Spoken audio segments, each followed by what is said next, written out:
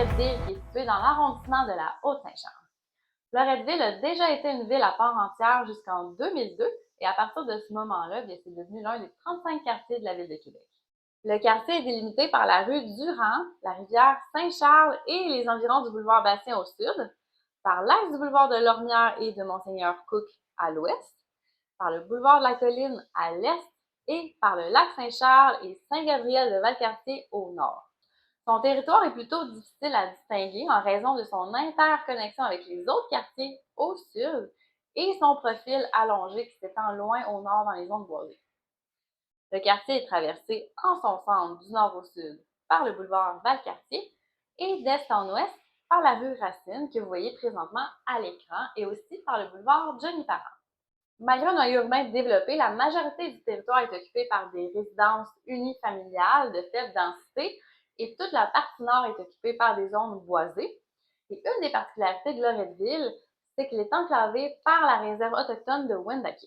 Loretteville est traversée par deux rivières, c'est-à-dire la rivière Saint-Charles et la rivière Nelson. On retrouve aussi 5 lacs dans la partie nord. Son relief varie entre 70 mètres et 160 mètres d'altitude dans la partie urbanisée, mais ça va au-delà de 200 mètres de hauteur dans la partie nord, c'est-à-dire dans la région boisée. Dans le quartier, environ la moitié des habitations sont de type maison unifamiliale. Je vous dirais que l'esthétique du quartier est très variée. On retrouve des immeubles de tout genre. Les images que vous allez voir défiler sont pour vous montrer différentes rues résidentielles du quartier.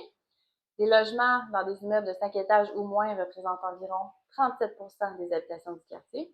Ensuite, on retrouve 8 d'appartements, soit dans des maisons de plein pied ou des duplex, et la majorité des immeubles ont été construits entre les années 1960 et 1980, et 60 des habitants du quartier sont propriétaires contre 40 qui sont locataires. La chute Kabir-Kouba est accessible par le boulevard Bastien.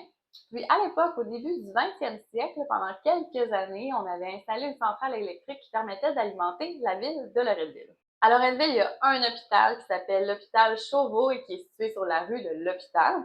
Il y a aussi 4 écoles primaires, une école secondaire, une école pour adultes qui font partie du centre scolaire de la capitale. Sinon, pour les activités à faire à Loretteville, il y a le club de golf de Lorette, puis il y a aussi Canot Légaré.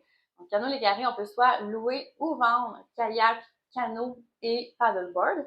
Et on pratique sur la rivière Saint-Charles. Il y a un bon 20 km d'eau calme. Alors, c'est Andréane Fortin, courtier immobilier pour Remax Accès dans la ville de Québec et ses environs. Vous pouvez me contacter si vous avez besoin de mes services, soit pour l'achat ou la vente. Merci!